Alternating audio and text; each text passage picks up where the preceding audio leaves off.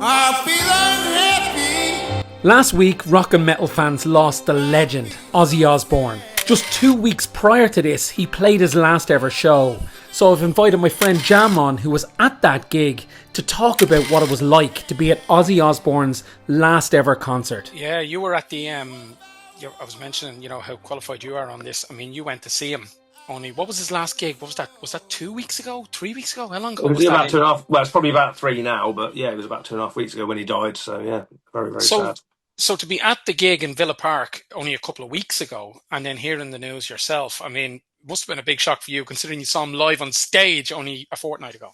How did Well, you feel? luckily we got Golden Circle tickets at face value as well. I won't go into the story; it doesn't matter. But we were right at the front barrier actually, and we saw the gig, and it was emotional. It was quite sad then because I mean, when he did "Mum and Come Home," then it was almost like they had tears because you knew it was his last gig, but you don't expect him to die like 2 weeks later. You know, Mm, he looked.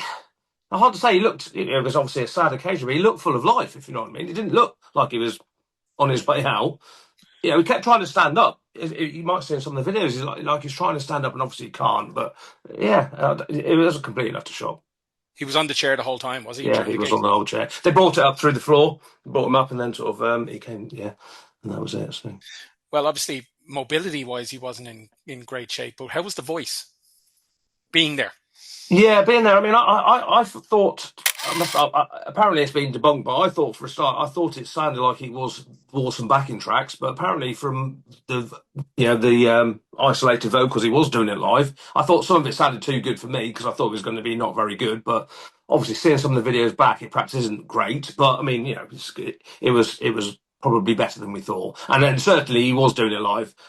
I didn't think so at the time necessarily some of it, but looking back on it from recordings, it definitely was live.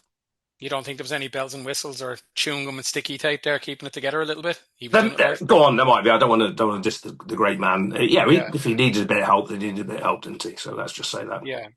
No, it's not even about that. I was more just thinking, like, is there a degree of, for him, like the fact that he was able to get up and do that, and pass away 2 weeks later.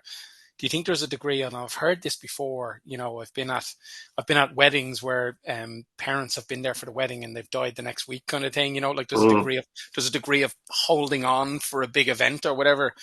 You can't help but think that was Ozzy just holding on for that gig. That was his reason to live.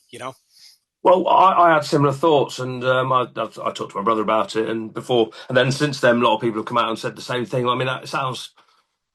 I don't know. I don't. Yeah, you want to think he would hold on for his family as well, wouldn't you? I mean, Yeah, well, surely his family is the main thing, yeah, but yeah. there's certainly that sort of element does seem to think that he did it and he went, "I'm done now." Yeah, that's it It for was just me. such a yeah, it was just such a shock. Like, but then you just get to see how when we talk about where he is in the Mount Rushmore, you get to see, I guess, how loved he was within the rock and metal community because you Yeah, just had. I mean, there was a lot of people at that gig that day. I think was James Hetfield there, and Stephen Tyler, I think, might have been in Villa Park yeah, he that was in night. there. So there was, not only for at the gig when everyone was there coming out to see him, but even afterwards, just the outpouring of love for this guy. Everyone from people not even in the metal scene, people from the pop world as well. I mean, he kind of, yeah, he was across it all, wasn't he? There was a love for him across every genre almost.